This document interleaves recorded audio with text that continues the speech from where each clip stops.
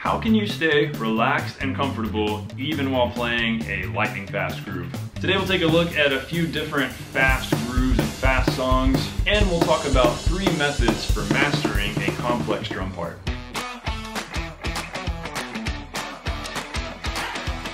Hey everybody, welcome to The Non-Glamorous Drummer. If you're new to the channel, be sure to subscribe. Let's head on down to the kit. Some examples of said fast grooves. A good one would be any kind of fast rock, like rock and roll punk kind of groove, where it's maybe in those upper 200 BPMs, like 280. Something kind of like this. I'll try to demonstrate these as we go.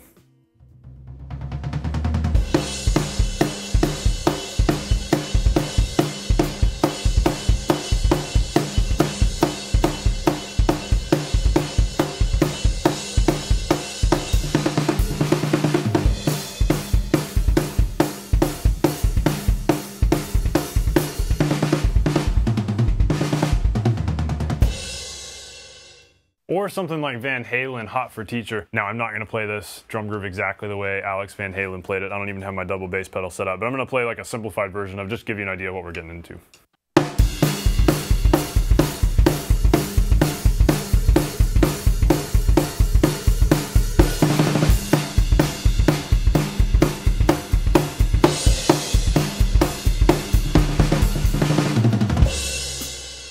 Or maybe it's just a really fast, simple swing pattern where it's ride and hi-hat, but it's super quick.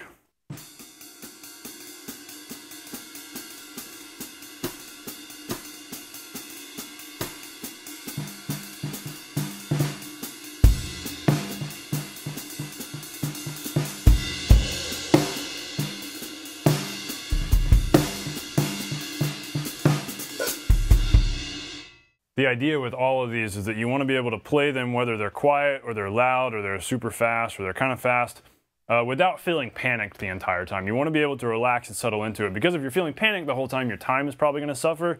It might drag, it might even rush because you might be overcompensating, and you're going to get super tired playing it. So that's what we're talking about today. How can we relax a little more? How can we more easily tackle these fast and sometimes busy grooves? And the first thing is really mindset, allowing yourself to play faster than you think you can actually play.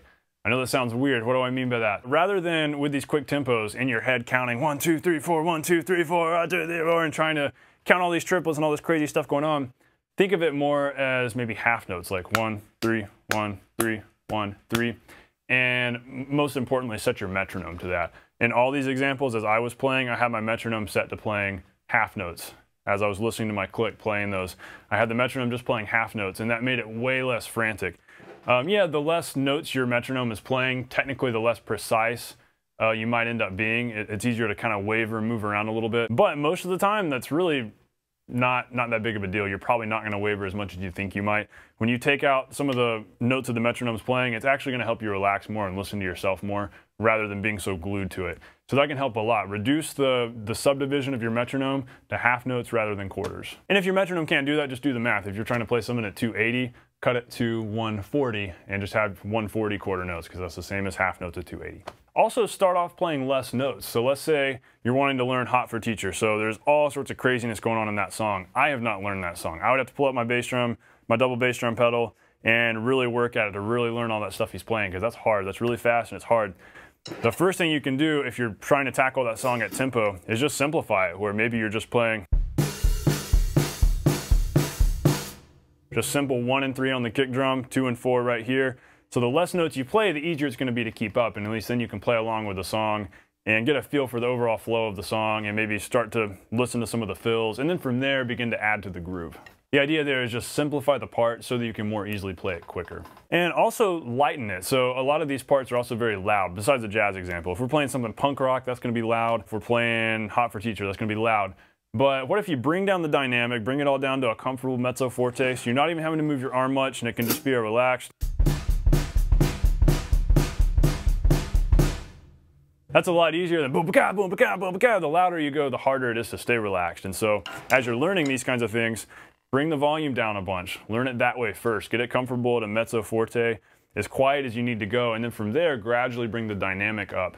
Because it's easier to get the tempo there first, and then the dynamic a lot of times when we're talking these big, loud, bombastic kind of grooves. Okay, so we've kind of covered a lot of kind of conceptual stuff here, but let's boil it down into what can I work on in my practicing today? What are some practical steps? What are the 3 methods for learning these kinds of complex, fast grooves? Number 1, simplify and play fast. So that's kind of like the shortcut route in a way, the cheat, where you don't actually learn all the notes, you don't learn the part correctly at first. Create a simplified version of it, boil it down to the bare bones basics. What are the essentials? If you've got to learn that song to play at a gig tonight and you're not able to sit down at your kit and practice, what are you going to play? Number 2, play all the notes, put all the notes there, everything together, make sure you're playing it all right, but start it much slower. Work on it slower, literally learning it slice by slice, piece by piece, and gradually working it up. So in the case of Hot for Teacher there, you're doing the double bass stuff, and you're making sure all the notes are there, but you're playing it so slowly that you can focus on every moment in the groove, making sure it's locked together and it's sounding good. And then from there, you gradually work the tempo up. And so eventually that's going to intersect with method 1, where you had the simple version fast, but eventually you're going to get the slow, detailed version up to speed, and you'll be able to play it correctly. Number 3, this is sort of the alternate method to number 2. Rather than slowing it down a ton and learning it slice by slice, it's kind of like, I always say slice by slice, it's kind of like the vertical method where you're taking each vertical slice of the groove, each piece by piece.